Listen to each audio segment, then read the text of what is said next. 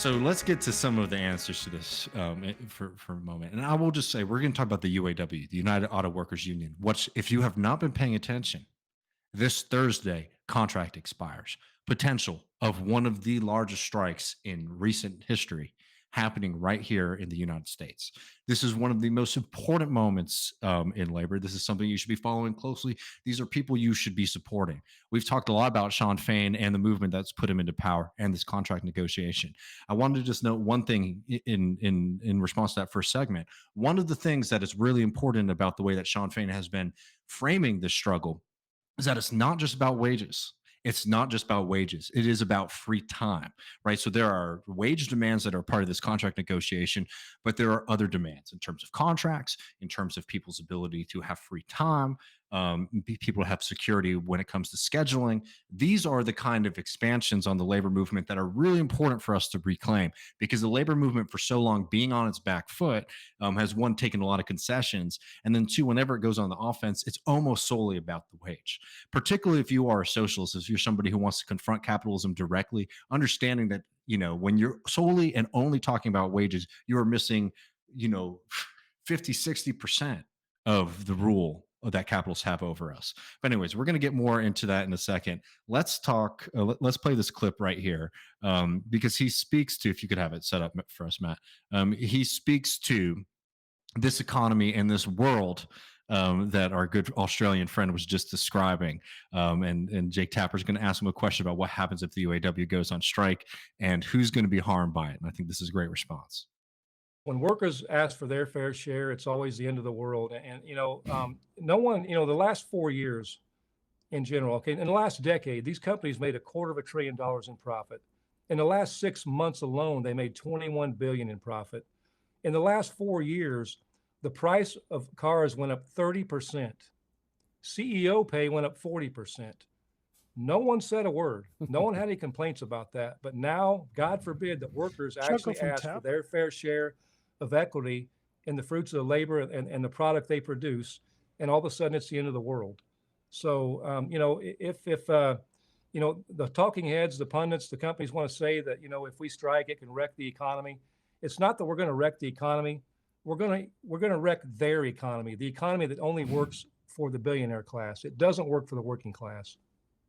Hear that, analysts? All right, UAW President Sean Fain, thanks for your time today. Appreciate it, sir. We did invite the big three automakers to come on. They declined. The invitation is open. That framing right there, I think, is absolutely perfect, right? Oh, these folks are, they're going to wreck the economy. They're going to hurt the economy. No, they're going to hurt the economy that benefits these few. They're going to wreck the economy that has allowed for these big three automakers to exploit in mass the UAW workers. They're going to wreck the economy of little fancy boys like Tim Gurner down in Australia, who think that he should be able to hold more of a whip over your head. That is exactly the kind of shit I want to be seeing from the labor movement right now, and it's super damn exciting that they're set up in the way that they are. The thing about the UAW strike that is really exciting is, in addition to the militancy that we're seeing, to some of the demands that we're seeing, to some of the framing that we're seeing from Sean Fain, is the fact that the UAW has, I think, $825 million strike fund. For people who don't think about labor maybe in the more strategic sense, that is massive. That means that they can sustain and support their membership throughout a prolonged strike. That's a number that the folks in the big three automakers, they have up on a wall somewhere, right? Because that is a huge threat to them. If people remember when we were talking about the longstanding strike in Alabama with coal miners, one of the things that they came up against early was limited strike funds, right? Because it meant that people had to sort of take care of themselves. This is exactly the kind of thing. This is like the real advantage that the UAW has going into this potential strike. Do want to shout out while we see him in here, our good friend Paul of the TDU, the Teamsters Democratic Union, is there. Says, hell yeah, I'll be on the picket line on the GM plant in Langhorne, Pennsylvania on Friday. I love to hear it. I mean, this is looking like it could be for real. I mean, there's still a couple more days of negotiation going forward. One thing that Sean Fain has been really adamant about in a lot of his public interviews in the past couple of days has been that we gave them our demands months ago. We said, this is what it is. We're not going to get some kind of last minute, reopening of negotiation. They've been sitting on this for a long time and they need to move before we even touch negotiations. So we don't know what's going to happen over the next 48 hours, but it's looking really, really damn promising for the UAW membership right now. Yeah, membership seems pretty universally supportive of going on strike, given the management's posture. It seems like it. And, shoot, I don't have it up. But I gotta say, like, this may be the media brain in me. I love like Sean Fain's little moves and things like that. He's been doing these kind of office hours Q&A streams, and in the most recent one, he does this whole stream, and you might not notice it at first. But sitting right behind him is this trash can that's filled up with paper, and it says "Big Three Auto Proposals," right? So, and people know we've played the video before of him throwing those negotiating tactics of their opponents in the trash. I mean, so this is something that's going to be really huge. And I think that this is, again, if you are a socialist, if you are progressive, whatever, this is the kind of thing that you need to be supporting. So we're going to be watching this closely. Certainly, we'll be covering it again on Thursday during the Griscom stream. Before we get to Kurt and start talking about Mexico, I also just want to note one more thing that the UAW has been doing right, and it is this right here. When you spoke with the lead a week ago, you made some headlines by declining to say when or if you will endorse President Biden for re-election, saying that the union's endorsement has to be earned. I assume, is that still how things stand? Yeah, I mean, it's we have a lot of work ahead of us, a lot to be done, and as we say, our endorsements are going to be earned, not freely given, and actions are going to dictate endorsements. So we'll see how things continue to play out, and we have a lot of issues to resolve. I mean, there's a lot with the EV transition that has to happen, and there's hundreds of billions of our taxpayer dollars that are helping fund this, and workers cannot continue to be left behind in that equation. President Biden considers himself to be the most pro-labor president ever. Do you see him that way? I think there's a lot of work to be done in that category. I mean, I look back at FDR and presidents such as that time frame, and that did a lot of work for. Exactly right. No, and I mean, like, this is the tactic. This is the move right here, saying, hey, we're not going to endorse a guy who is undercutting unions right now. We're not going to endorse a guy who is allowing these companies to take tremendous and generous government subsidies and use that to try to undercut union contracts. No more rubber stamping. We will play a role in politics, and that is going to be an active role, meaning we're not going to spend our time not focusing on our membership. We're going to focus on the fight in front of us, but we're not just going to be backup and backdrop in a commercial for a president who has made it very, very clear time and time again that he likes to campaign on being a pro-labor president. But when it came to the workers in Alabama, he wasn't there. When it came to the railroad strikers, he wasn't there. When it came to the Teamsters, he wasn't there. Right now, the UAW and the leadership there, I think, is making the right call, saying the right things, and setting themselves up for a pretty historic moment.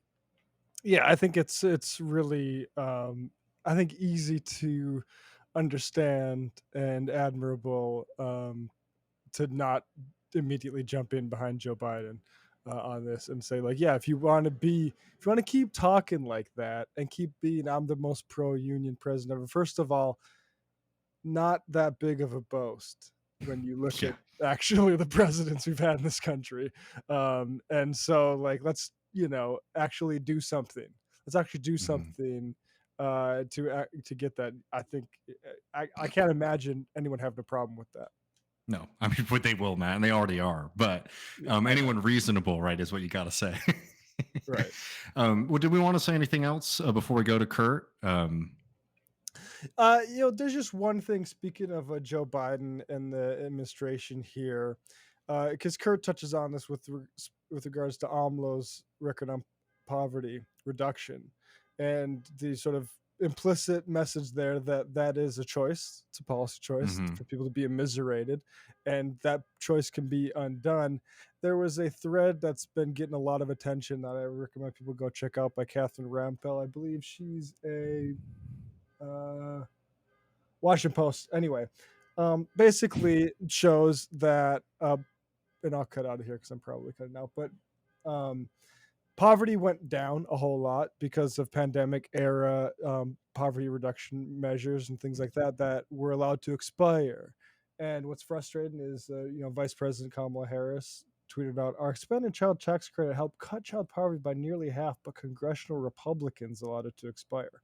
POTUS and I will continue fighting for American families because every child deserves the opportunity to thrive." Now, it's true that there's no Republicans that wanted to save that thing, but the actual the other line truth that is going to drive everyone crazy who pays attention is that Democrats controlled this, and it was because of Joe Manchin and Sinema, Democrats, that wasn't maintained, and that again, um, that's a choice.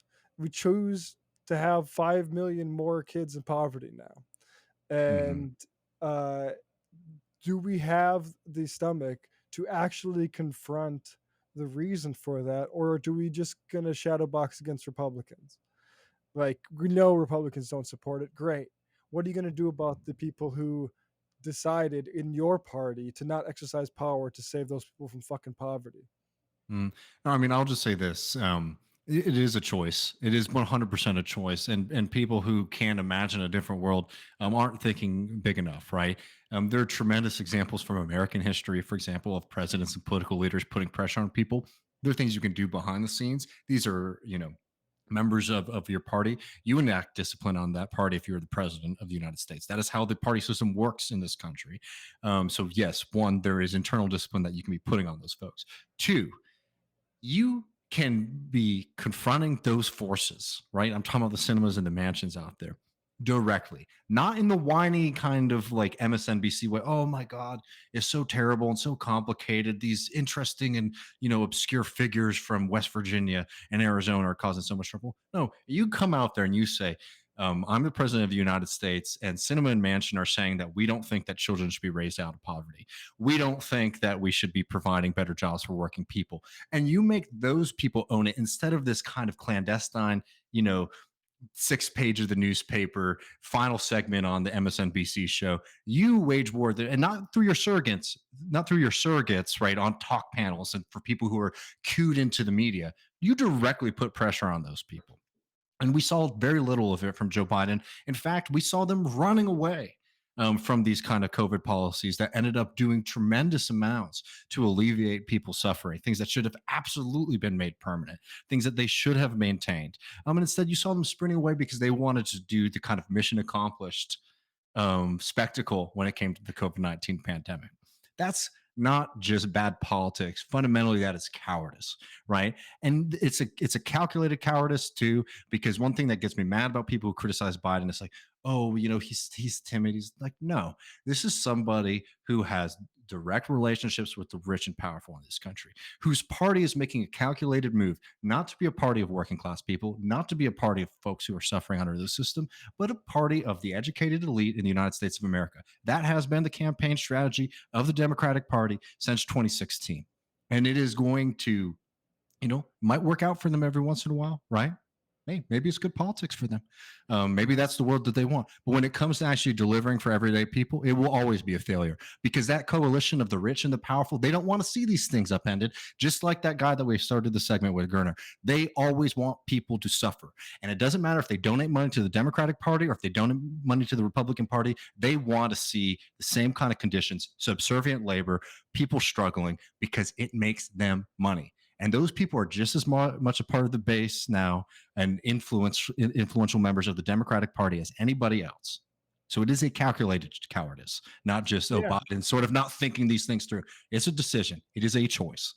Exactly. Like, I don't know if by numbers that they have like the sort of power, but by in terms of who's being catered to explicitly by the leadership of the party, it is those people. I mean, this is the same Chuck Schumer. They lost 2016 election. So you're like, oh, Trump's having some marginal success with workers and districts we'll win more people in the suburbs. They lost. And like, I think that's why in the context of this interview with Kurt, talking about AMLO doing the class realignment and doing basically the exact opposite thing of the Democrats here, which is like, oh, you actually appeal to working people, and then you have real popularity. And I send I don't know that like this is electorally feasible for the Democrats to do, but it's immoral. Like Mhm. it's leading to like disgusting outcomes where you're throwing kids back onto poverty after a massive reduction in it, and you can't even really elaborate why. You can't be Mhm. honest with anybody who's fucking paying attention.